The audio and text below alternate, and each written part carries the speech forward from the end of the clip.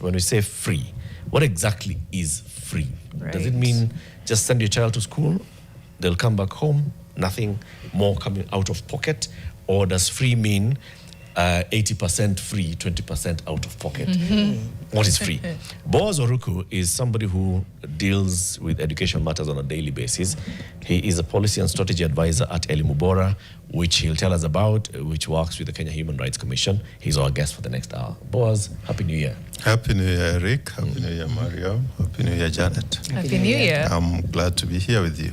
Right. Glad to have you here. Yes. Before we get into the conversation, you know the drill. Janet is going to give you the day's quote. Oh, Let's see your interpretation of it. Right. The quote today is by Samir Amin, who was an Egyptian political economist and global systems thinker.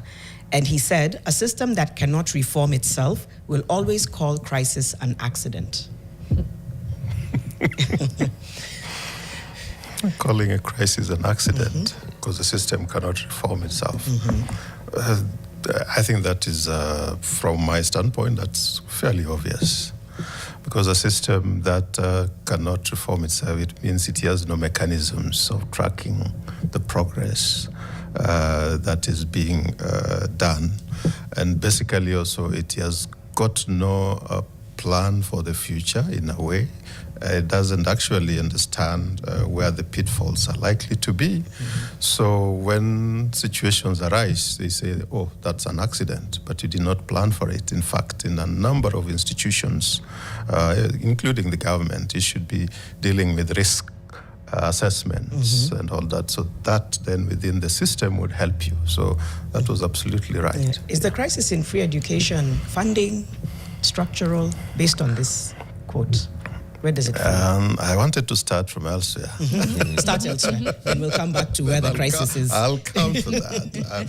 First, you know, the students started streaming back to school yesterday, and today, the entire week. So the first thing would be to wish them safe journey masses, you know, because indeed the roads have been very rough because of factors beyond our understanding. And of course, those people like us, people of faith, we trust that God would guide them.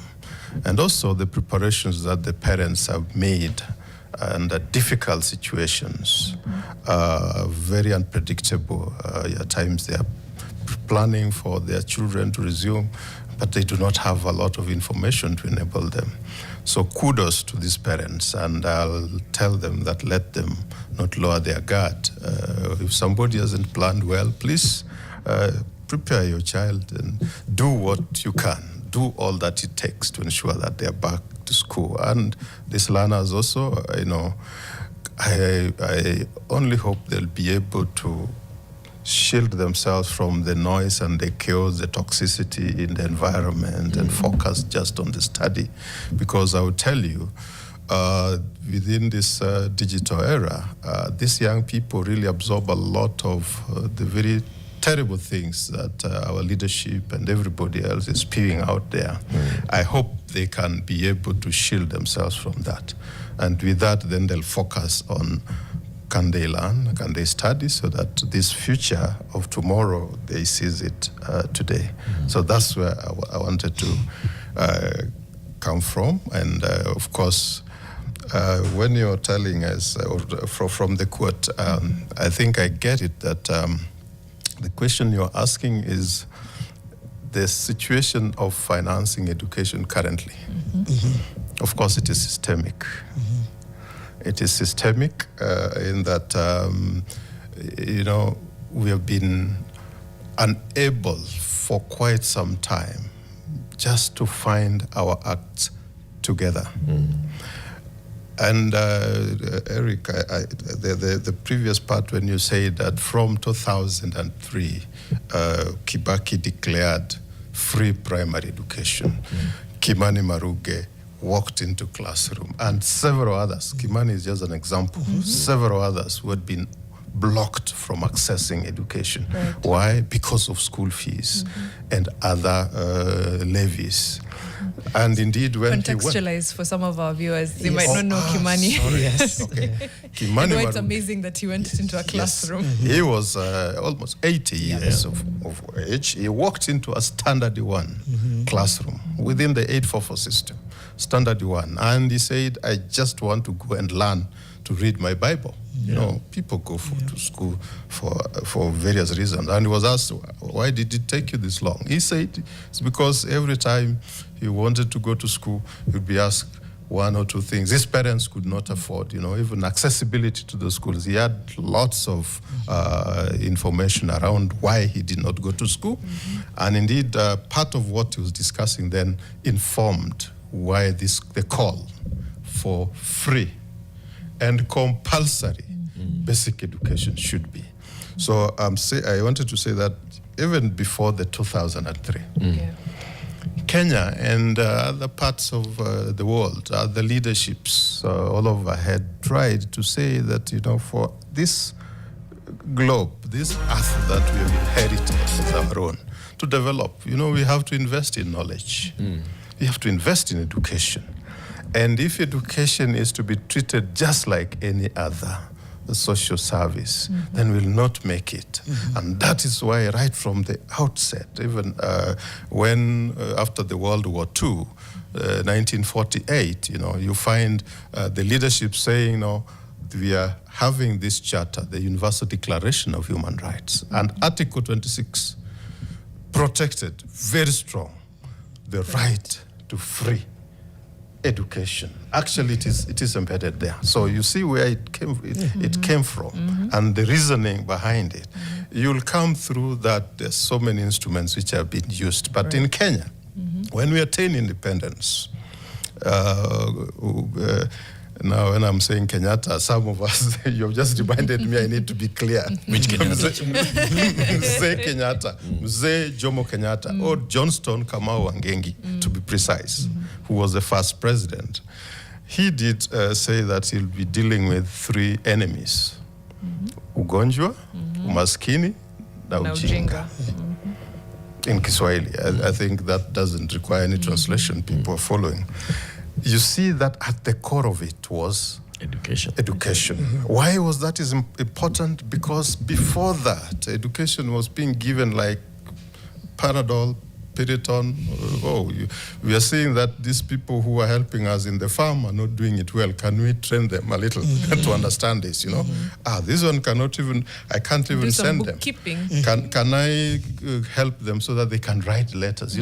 Those basic things. And indeed, it was stratified. The European education, Asia, those from those environment. And then the Africans, just ordinary. You are just given something little. Ominde Commission comes in. Allow me, that context I hope would be helpful. It is. Ominde Commission comes in, actually, that was, I think the minister was Otiende, but the president, Jomo Kenyatta, he said, can you help us to see how we address all these maladies, the problems that we faced in education up to where we are? How do we make education better? How do we make it accessible? How do we ensure that everywhere within this country, people are going to school and learning? And Ominde made very good recommendations. In fact, it started by just trying to see how that would be helpful. But at the core of it all was the financing. Because I think we can't discuss everything and that historical perspective. We can't also just copy it, all of it. But the financing became very imperative. But education had first to be made clear and known by communities. That indeed, any community that wants to develop must invest in education. So the Africanization of education. The fact that the churches, communities were coming together, the spirit of Arambe, of bring your grass will thatch some place and have our children go there. These are resources, materials that were being pulled together just to ensure that schools could be established. If you look at that, they had already realized that we required to pull together resources, and they started giving education certain funding. So when, from that background, to date, we still operate like we've not learned from those steps, then I think the problem is not just with us. It is with the leadership that fails to respond to the needs of the citizen. And I'll fast track to where we are today. Because where we are today... Before you fast track to where we are today, Okay. yesterday we had a guest who said, you know, this free education is the goodwill of the government. Oh. Goodwill of the government. Samara and I responded, oh. Okay, it can't be a goodwill. Yeah, we just said it's the goodwill of the Just government. continue. Tell us how it's rooted, how free basic education is rooted in the Constitution before we get to where we are today. Okay. Our Constitution after 2010, a lot of things that we do are strongly rooted at chapter 4 of the Constitution on the Bill of Rights. And if you look at the Constitution, Article 43, unequivocally, it says everyone, it doesn't discriminate, has got the right to education. But that allows us, all of us, to be having that access to education, to have education that is fully funded, that has teachers, that has classrooms, schools which are safe, all that. You come to Article 55 on the rights of the child, and of course the Children's Act also articulates this, but Article 55, every child has got a right to free and compulsory basic education. In our context, the basic education runs up to Form 4 or grade 12. And so when it is stated that it is everyone has a right to free and compulsory basic education, let me unpack what free here means. Because free it doesn't mean that there's no one paying for it. No, it means that the responsibility is placed on the government to do all it must to ensure that funds are available and remitted to schools or used to pay for what is required to make education function or flourish. And that means it is the freeness here is from the taxes that the government collects. That the money that you are giving them, I mean, what does the government do to you for you to pay it? Why should it collect taxes from you? It's because we've agreed collectively as a nation, as Kenya, that we require that agency called the government. And when I'm talking of the government, I'm looking at it in its wholesomeness, including county governments, including all the branches, including the independent offices and the constitutional commission. So that broadness, I'm looking at it. So when it is a right, actually, I think I don't want us to get more legal, but Article 19 is very clear on that Constitution. That any time a state officer, a government, or anyone, any time they're thinking of investing on anything or doing something with, be it social, economic, or even in politics, it must be governed by the Bill of Rights. In other words, if somebody comes up with a policy that is completely averse and totally against what the Constitution says, that person should actually, an action should be taken against such a person. And I would tell you, a number of people, the leaderships we have here, I think action should be taken against them. For instance, I saw some, they are still gazetting about fees to be paid at the basic education level. That is completely against the Constitution. Because that fee, whatever they are calling it, is supposed to be what the Constitution has decreed. Who is gazetting? Free. Gazette notices are given by the ministers. So these are the state agencies. So the Cabinet Secretary of Education did gazette. I think there was a gazette notice of in the 2014, 2015. And then I think there was an attempt to regurgitate that old tired gazette notice and bring it like this is what it is. And our, sorry to say, lazy leadership picks it up and says, no, this thing, there'll be no increment in fees, There'll be no increment in fees. No but increment. let me just give you a little bit of an example why those people don't take time. I think they should be doing homework. When you say that all boarding schools will be charging 53,000 per year, all. But that Gazette notice demarcated some schools were being called national, high cost. Yes. There are some schools that were provincial or extra county and county and sub-county. Yes, they were even boarding, So when that, I'm saying part of those instruments are unconstitutional if you are to follow Article 19. But because they have been in existence, I know challenges have been there for us, like Elimu, Bora and KHRC, and even previously other agencies have worked for, we have challenged those things. But when somebody is indicating and telling you that indeed there's 53,000 shall be paid by every boarder. In other words, even schools where they used to pay 43,000, they are going to Pay 53,000. Meaning that they are raising fees, and somebody tells you, no, it is not raising fees. Who is the one who hasn't done their homework? It's the one who hasn't realized that there are certain consequences to certain declarations or statements. When you say a certain way. Yes. When you say 53 for all borders, it means even those who are paying low. But you remember I started by saying even that 53, that is one of the barriers. It is blocking so many, and it is against the spirit of free and compulsory basic education. So when we say free, because you started going into the definition of free. Free here means tax funded. It's not tax funded. It's not free that there is no cost. There's a cost to it. Yes. But then the state is meeting the cost. Yes, the public are meeting the cost. The agency to help us meet that cost is the government. The government, yes. Okay. Yeah. To what extent? Yeah. Is it only tuition?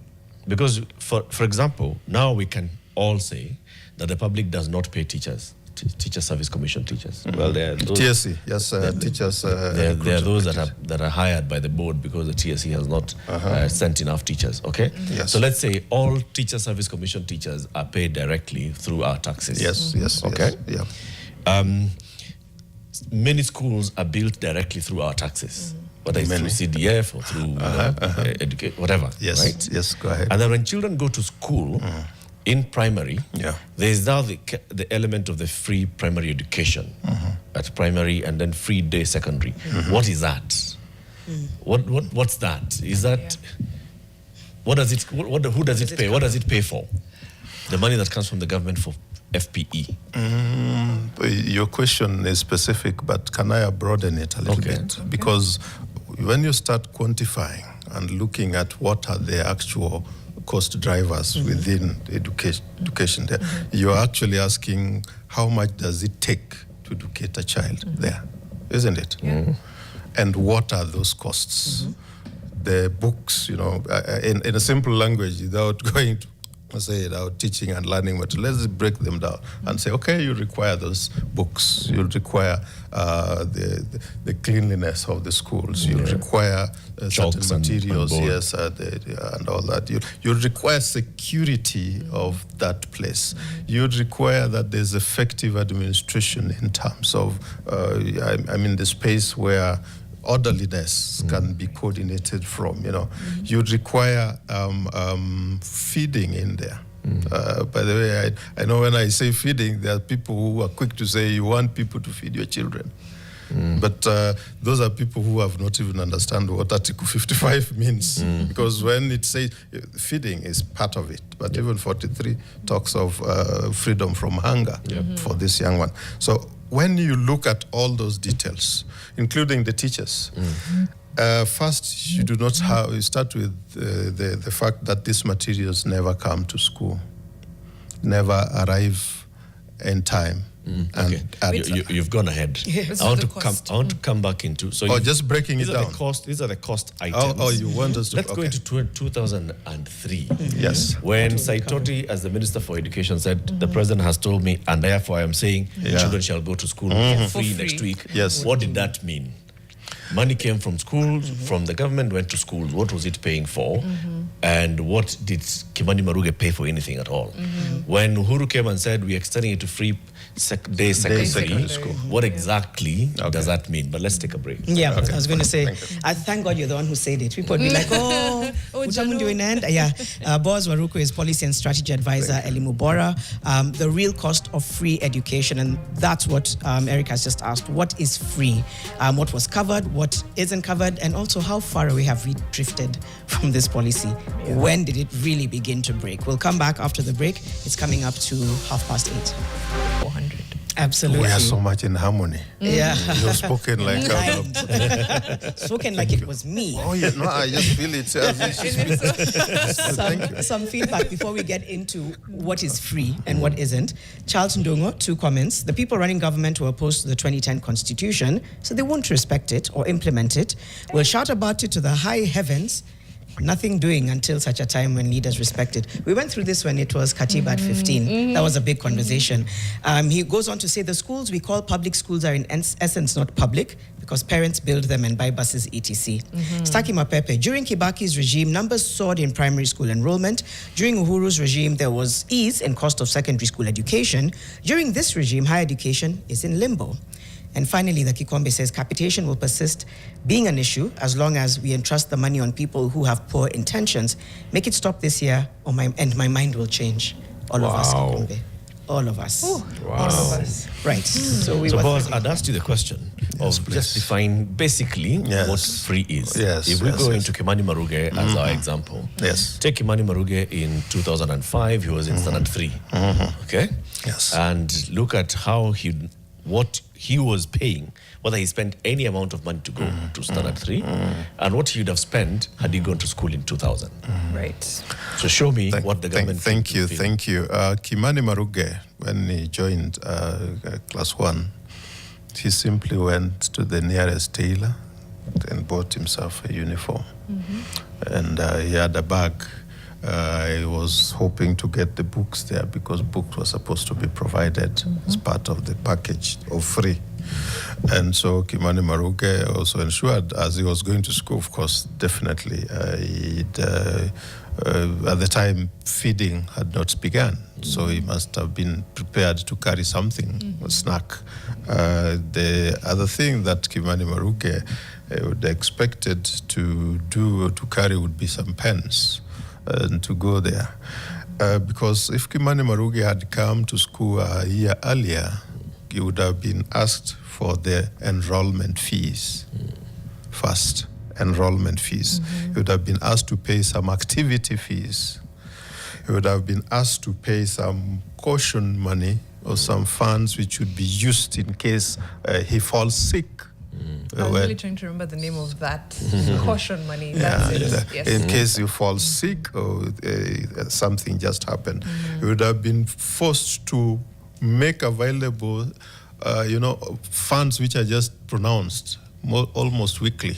That there's some MIT, I'll call it MIT because I paid that, Moi Institute of Technology, MIT fee, contribution collections, which then would be collected at the school level and then taken through the provincial administration at the time as part of the construction of those schools.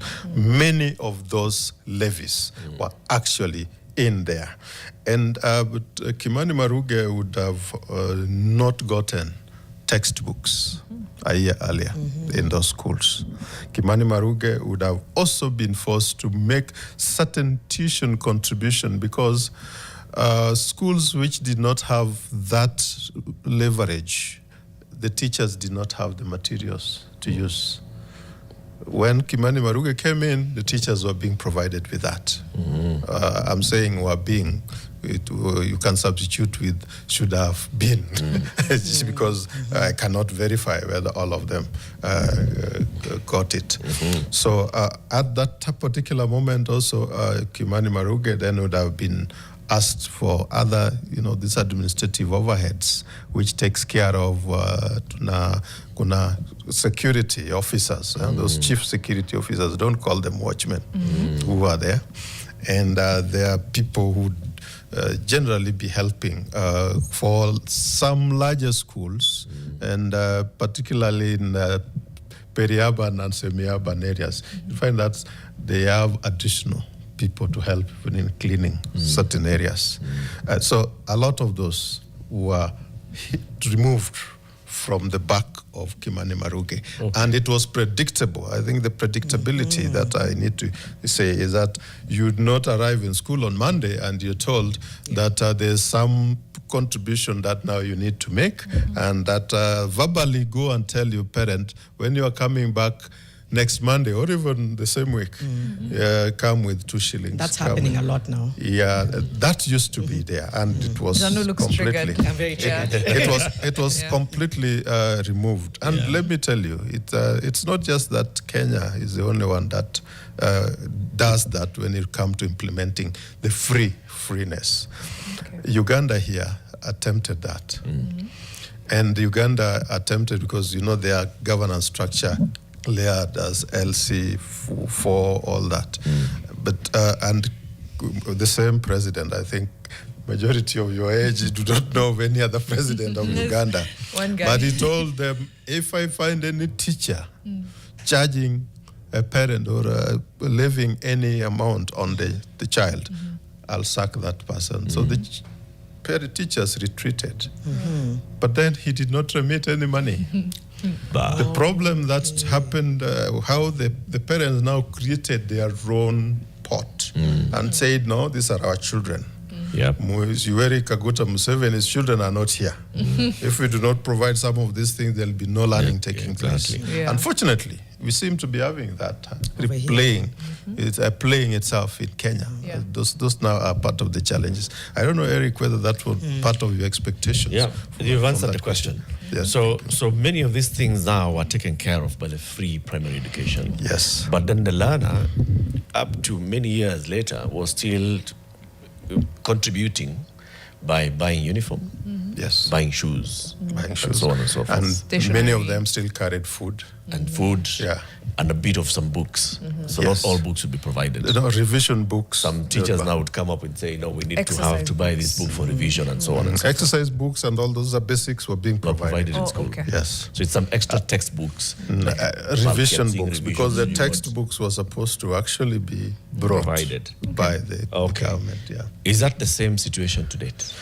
Things have changed so much that where we are today, parents are providing almost everything, despite the fact that there's supposed to be that remittance of cash. But probably we can unpack that and also see, because 1,140 shillings of 2003, which now has just been increased to 1,400 per child per year, is completely inadequate. I think when I keep on saying that cannot buy even a breakfast, when you go to the downtown Nairobi here, there are people who think I'm talking something else. But I'm simply making it clear that it is unacceptable that you think a child can, 1,400 is adequate to cater for that child throughout the year in a school. In other words, those numbers were abstract. They were not scientifically arrived at. And that's why when they pronounce themselves, those numbers, they are required to be a deeper dive into what are those cost drivers, what part of what you're asking me. How much does it come to? Because like you're saying, tuition largely, TSC will bring the teachers. And where then the inadequacy is, now you find that is where the BIMs come in. But that should not be the case. TSC should be able to provide all these teachers. So because no scientific approach has been used to do the cost analysis and say, at the kindergarten level, now PP1, PP2, at the lower primary level, upper primary level, because categorization meant, within the curriculum, there's some increment of need. Yeah. So when there's that increment of need, you require additional funding. But you see, for the primary, right from grade 1 to 6, it's uniform, and it is 1,400. It's completely inadequate. When you come to the junior school, somebody arrived with 15,040 per head per year. And by the way, even when I'm mentioning this, not all that amount reaches in full. The challenges, I don't want to get into that because that probably might take another time, because it is inadequate, it is released late and not in full. That is standard problem, that it's been carried forward, and nothing is being done to resolve it. So when you say 15,040 per child in junior secondary school, the first things that you must know is these junior secondary schools were domiciled in primary school, which were not prepared at all for the kind of learning, the kind of education at a secondary school, because junior is a secondary school, junior secondary school. No laboratories, none of those infrastructure, no equipment, none of them. They would have required a lot, even more money than what is even being sent to the high school. So that gives you a picture of why somebody just sat and said, now this is the amount we are giving. When you do things in abstract that way, it means you do not take time to plan. Sorry to interrupt. The numbers are just, I would say, mind-boggling. Let me start with this 1,040 that was being given per child, per learner, in 2003 actually. I just did like a quick adjustment for inflation. That would be 3,600 to 3,700 shillings in today's money. Do you think 3,700 shillings could cater for a grade 1 to 6 learner for a year today, if we adjusted for inflation instead of giving them 1,400? I won't think so. And by the way, without preempting anything, because a lot of that analysis requires to be done, so that we know the cost drivers and actual, so that then we do not also speculate. Because let me tell you, why is it important that we focus on financing? Because even in your own households, however brilliant an idea, the dream you have, if you do not put a plan and a budget to it, utaendelea kulala tu. And Kibaki used to say, utaendelea kuota ndoto hiyo. It would not come. That's true. But when you put people, thinkers, I think Kibaki put Professor Anyang' Nyong'o there. Saitoti there, Anyang' in planning, Mwiraria was in finance, and then Saitoti education, and put these guys together. A plan was developed, and I think a lot of instruments that those teams produced can be revisited. They are available. Right. When they said, now, for us to do this, education vote or budget needs to be increased, it was informed by something, though they were doing it as an emergency at the time, because you remember that election took place when the president, who had been in power for 24 years, told Kenyans, you guys, I'm the one who has been here. It is not practical. You can't afford it. In other words, he did not prepare at all. Yeah. And his project at the time, President Uhuru Kenyatta, was also of that opinion at the time. They say it is actually not possible. So Kibaki comes in and put a team. He says, I've announced, we told these people it is possible. I've been in finance in the government. And the team that he had, the Rainbow team, the Raila Odingas, they say this is actually possible.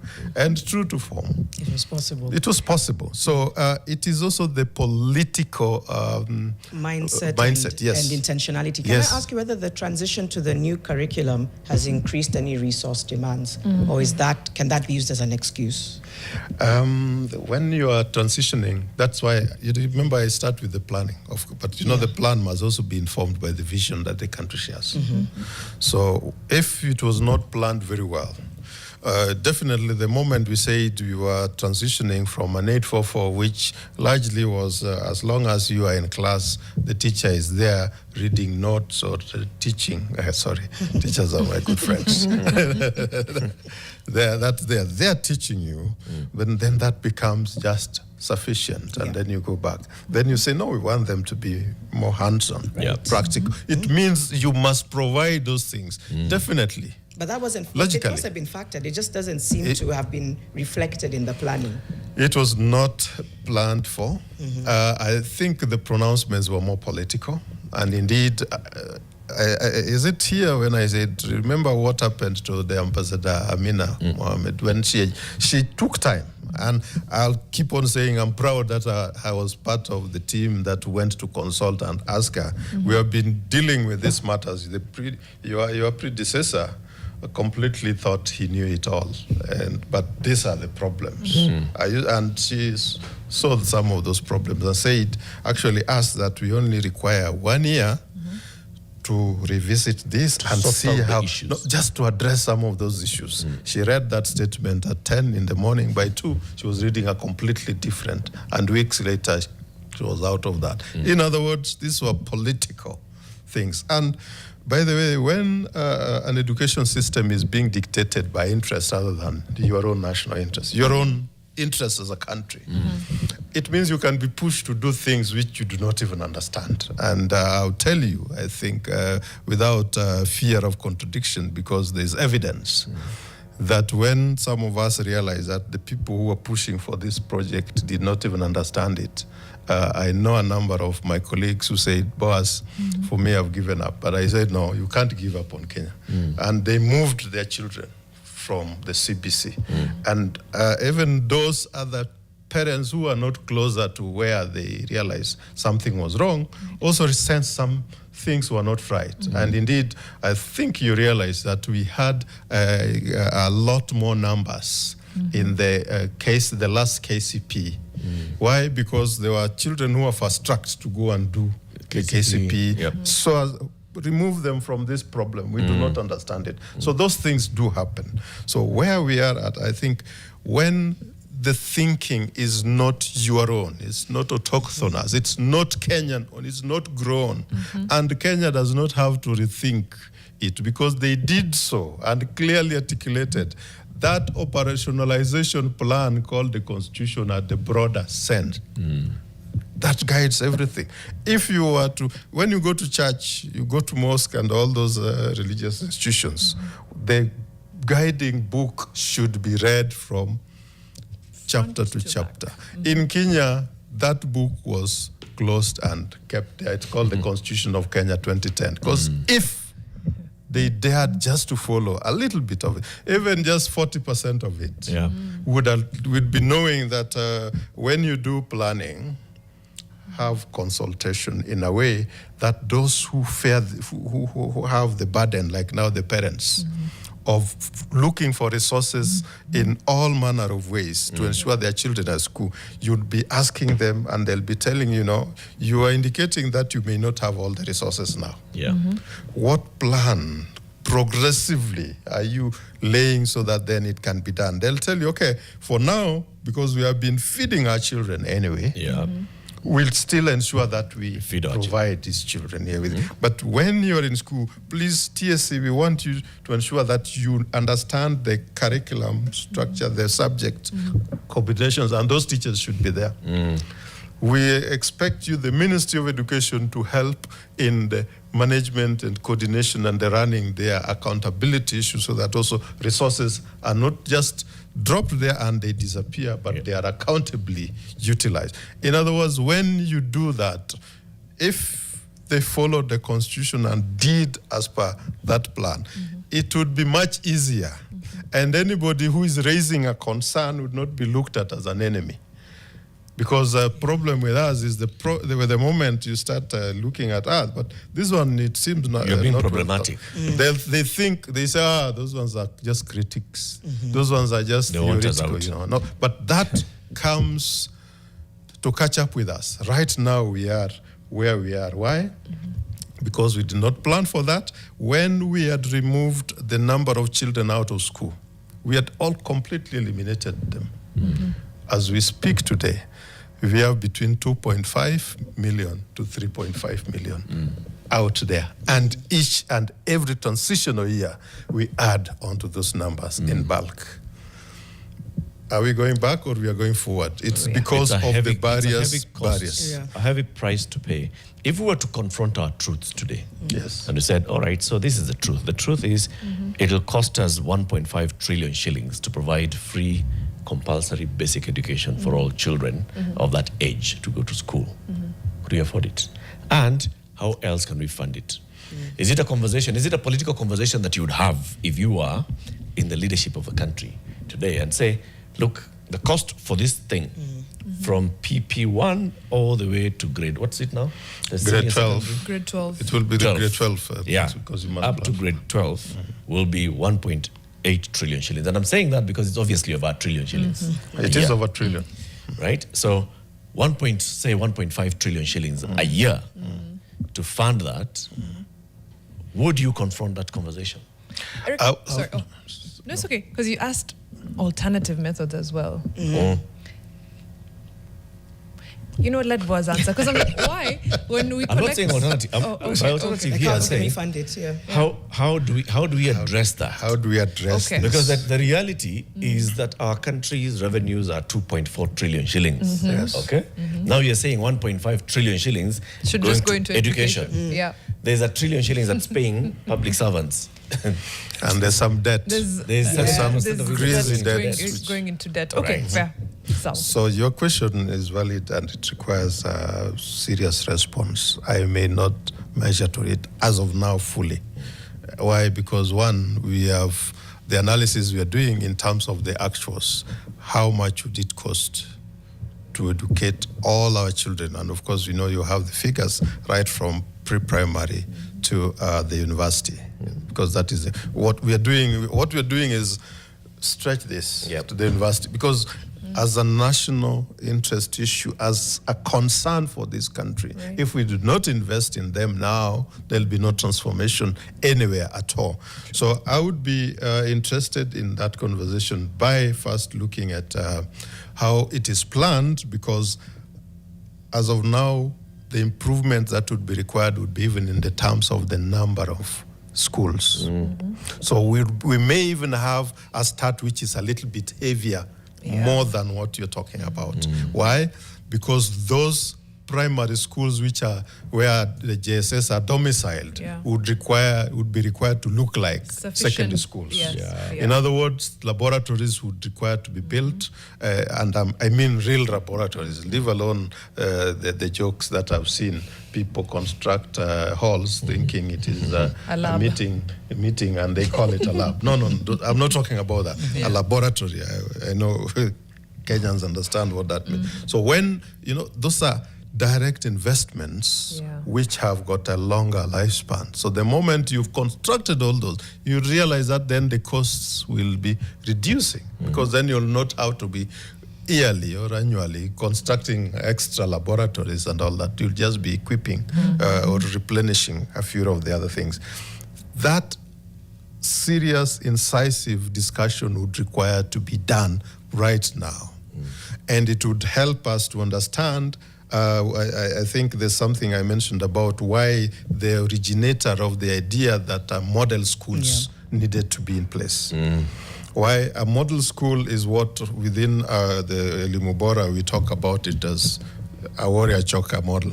A warrior choker, many may not, but I think is an authority in many of the things we do. Is part of the Elimu Bora, and is a teacher who was taught in so many schools before leaving the Alliance to join, I would say, the thinking groups in Kenya on how do we ensure education works and it continues to build. Part of what the discussion we've had is a model school envisioned in that character, the character that was envisaged, would ensure that a school anywhere within the borders of this republic would be a school with the standard parameters. As Elimu Bora, we developed principles and standards for quality that would be required everywhere. So that school would require the teachers, the equipment, equipments, environment, everything that a school requires, whether it is in Nairobi, be it in Taita Taveta, wherever,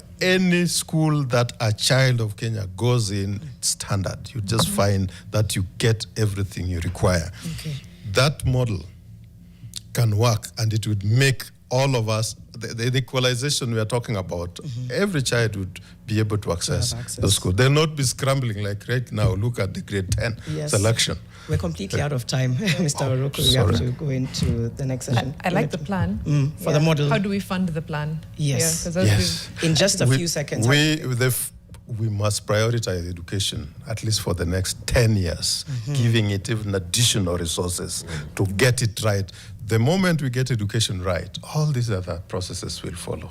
And we must also deal with those who corruptly take the money from education. Who does it benefit to get education? There are people who are just in there to get money out of it. The real cost of free education. Boaz Waruku has been speaking to us about that, policy and strategy advisor with Elimu, Bora. In the next hour, it's the beginning of the year. So what's your 2026 financial plan, especially when costs of living and so many other things are rising? We'll be joined by Elizabeth Waithaka, a personal finance specialist. It's now coming up to 9 a.m. Good morning.